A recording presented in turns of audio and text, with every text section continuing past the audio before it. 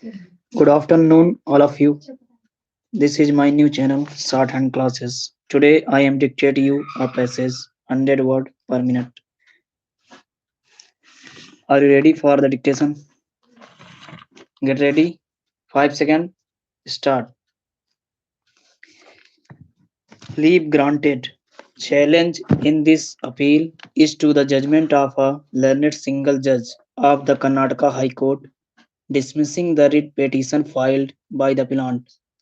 Challenge in this writ petitions was to the award passed by the Labour Court, Bangalore, setting aside the order of removal of the respondent, hereinafter referred to as the workman, and directing his reinstatement with continuity of seniority in the list of Badali conductors, but without back wages. Para. Factual scenario is almost undisputed.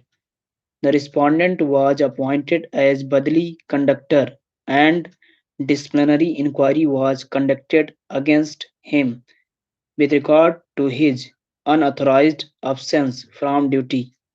His name was ordered to be removed from the list of Badali conductors by order dated 19/12/1995.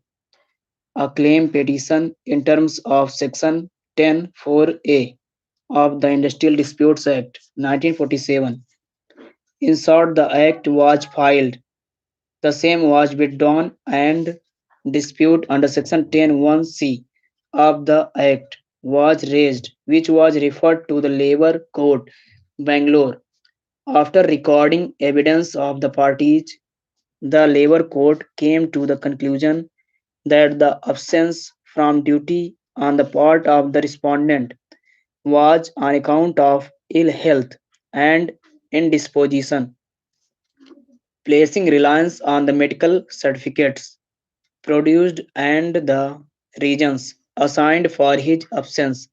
The Labour Court held that the respondent was entitled to reinstatement as Badali conductor and order of his removal was not justified.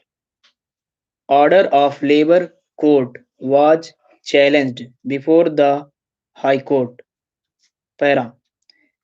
The stand in the writ petition was that there was delay of about 4 years in raising the dispute while filing the application under Section 10(4)(a) of the Act, and although a specific objection was raised in this regard before the Labour Court, the same was not considered. The charge formed framed against the workman about his unauthorized absence from duty intermittently for a long period of time has not been considered by the Labour Court while passing the award. Para. The workman contended that the Labour Court was justified in holding that because of his ailment he could not join duty and had remained absent. Para. So far as the delayed approach is concerned, the respondent workman contended that there was no evidence adduced regarding delay or gainful employment. The High Court was of the view that there was no material to show that the workman was gainfully employed anywhere.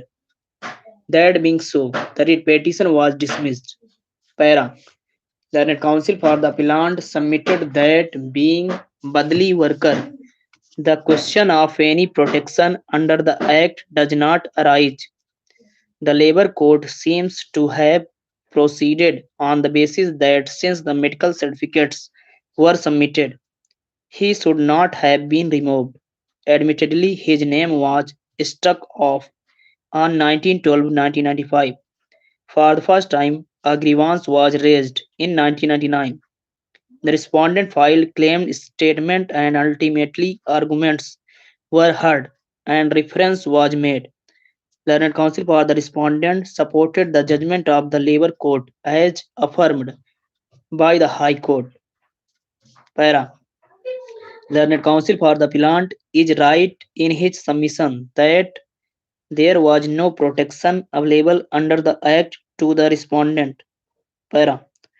In view of what has been stated in Karnataka State Road Transport Corporation and another versus SG Kotturappa and another 2005 3 SCC 409, the respondent had no right under the Act. The Labour Court should not have therefore adjudicated the dispute. In essence, the reference made to the Labour Court was incompetent.